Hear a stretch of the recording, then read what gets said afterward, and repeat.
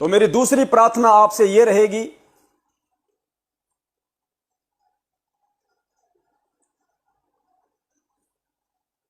मेरे हाथ में एक छोटी सी बोतल है, छोटी सी बोतल। इस बोतल को मैंने आज से 10 महीने पहले जब कोरोना महामारी आई, उस समय मैंने पूरी दुनिया को दिखाया था। 12 मिलियन से ऊपर लोगों ने वीडियो को लाइक किया था, देखा था। और मैंने पूरी दुनिया को कहा था, भारत के प्रधानमंत्री नरेंद्र मोदी जी को अपने संदेश में, कि मोदी जी, ये कोरोना महामारी, इसे जो व्यक्ति कुछ भी नाम दे दे, अब इसका इलाज पूरी दुनिया में कहीं नहीं है।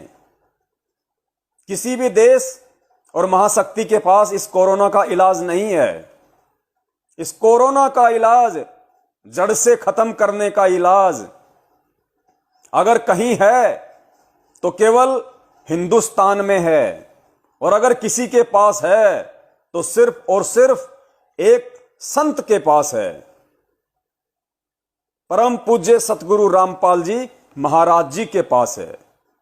और मैंने यह भी कहा था कि आप चाहे लाख कोशिशें कर लेना, इसको मिटाने की वैक्सीन कभी नहीं बन पाएगी, क्योंकि कोरोना ही नहीं, कोरोना जैसी अगर और भी कोई महामारी आने वाली हो, अगर उसका भी इलाज इस पूरी दुनिया में कहीं है, केवल इस बोतल के अंदर बंद है, जो आज से 27 साल पहले ही बन चुकी थी,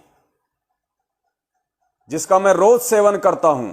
सुबह उठते ही सबसे पहले अपने गुरुदेव को दंडवत करके इस दुनिया की सबसे महंगी और दुनिया की सबसे पावरफुल आध्यात्मिक औषधि, जिसको चरणामृत कहा जाता है, जो उस अल्लाहू अकबर कबीर साहिब के वर्तमान स्वरूप परम पूज्य सतगुरु रामपाल जी महाराज जी के चरणों का जल है।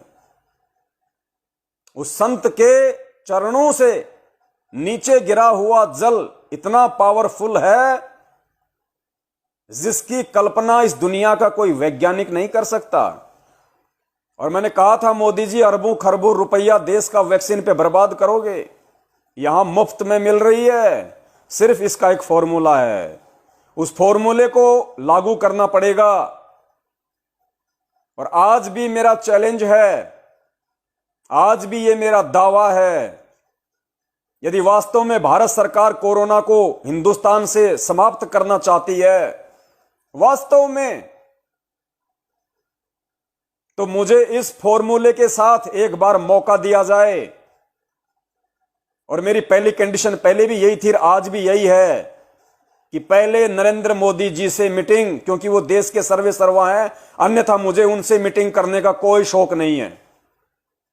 लेकिन आज वर्तमान में वो देश के राजा हैं, सर्वोपरि पावर हैं।